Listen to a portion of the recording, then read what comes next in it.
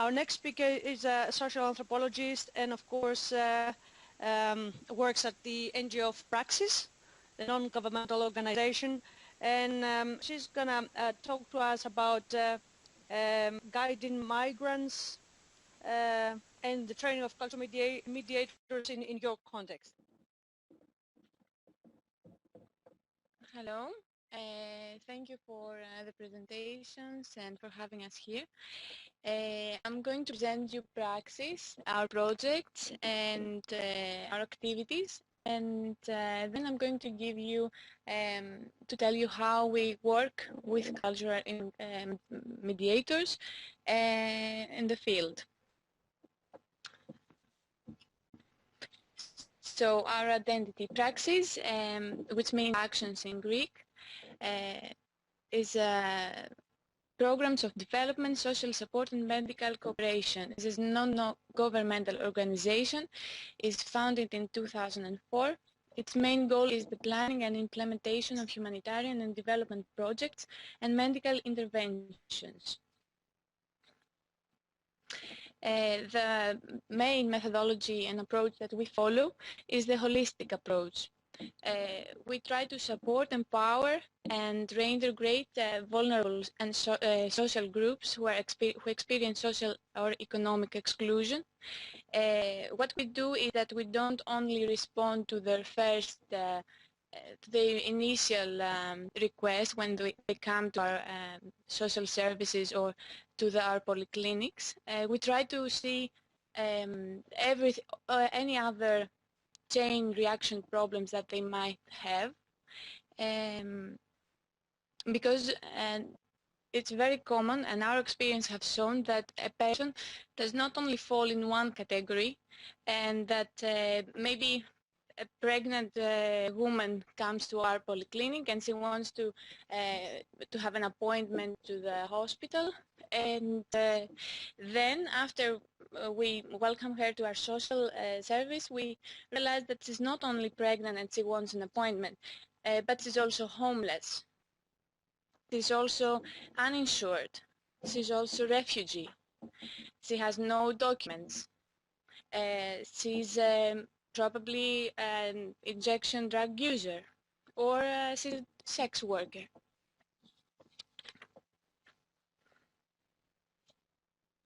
So PRAKSIS runs 2 polyclinics in Athens and Thessaloniki, day centers for homeless in Athens, Piraeus and Thessaloniki, social housing in Athens and Thessaloniki, drop-in center for unaccompanied minors in Patra.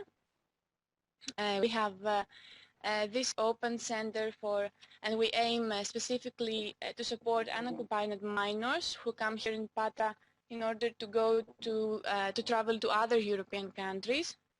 Most of those kids are between the age of 15 to 18 years old. They're here without parents, so they're very vulnerable. They have no papers. They are subject to traffickers and smugglers.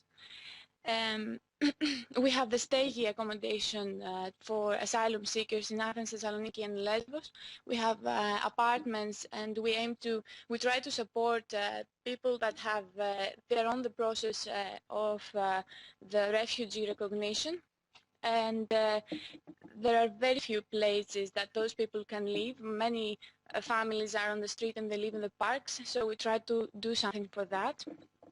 We have mobile medical units in northern and southern Greece. We go to the border and we have access to prisons. We talk with people that they are in the prisons because they just passed the border without papers. They're undocumented, so they have to stay in the prison for 1 year. We have medical units for information, counseling and HIV and hepatitis testing, hotline, HIV and hepatitis B and C, and street work for unaccompanied minors, homeless, victims of trafficking, injection drug users and sex workers. Our beneficiaries. They're homeless, uninsured, economic migrants, asylum refugees, unaccompanied minors, sex workers, ex-prisoners, HIV-positive people, Roma, injection drug users, victims of trafficking, single-parent families, families hit by economic crisis, and many more. Our door is open for every person that has problems, irrespective of race, color, ethnicity, sexual orientation. This is our pharmacy and our social services, the mobile unit, and the day center. Work in the polyclinic. The services that we provide there are primary health care pharmacy. We have many people that come to our polyclinic and they have no doctor at all. They have no access to hospitals. We have the social service. We provide support, social welfare. We try to resolve welfare issues, housing and work. And we have the legal services that we provide, mainly counseling. Our staff members. We are 11 social scientists, social workers, psychologists, social anthropologists, and psychologists. We have 6 medical doctors, are volunteers, and some they work in praxis. We have a general doctor, gynecologist, dentist, neurologist, psychiatrist, and pediatrician. We have 2 nurses, lawyers, and interpreters / cultural mediators. We have many interns and lots of volunteers. Well, about the interpreters and cultural mediators.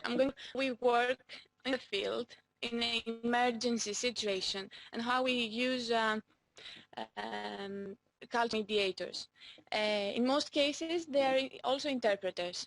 The profile is that they have to speak and write in Greek, and also be aware of the relevant terminology, because we have to do with legal issues, medical issues. So there is an issue there. We don't just want to speak Greek.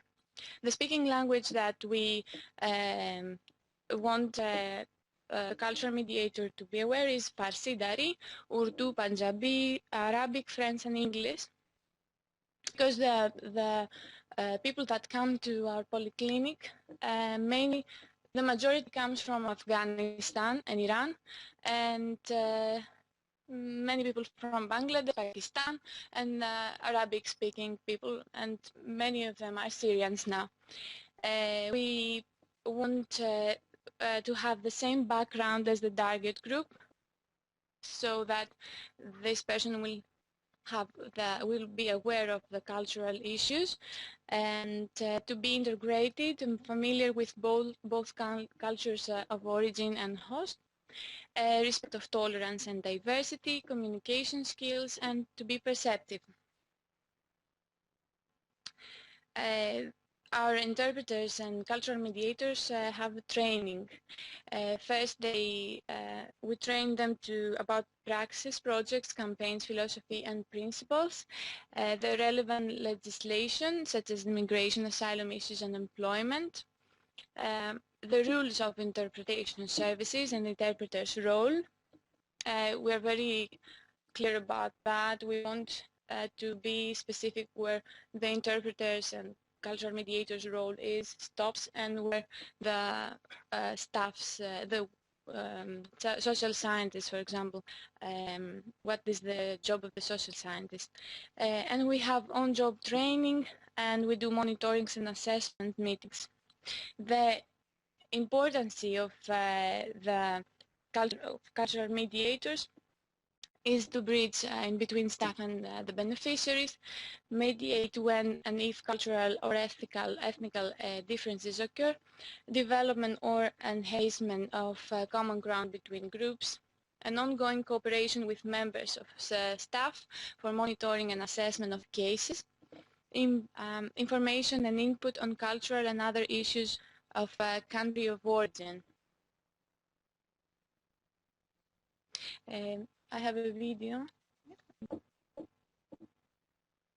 The video is unfortunately in Greek, but for those that don't understand, it's a video that an interpreter, cultural mediator of PRAKSIS made. The SONETOR people already know about this video, and it shows that a person goes to the doctor, and there is an issue there because the doctor doesn't examine the patient as the patient would expect. So the issue is there, and the cultural mediator clarifies that this is how things work here, and this is not the way that in Iran, for example, the doctors work. I'm gonna do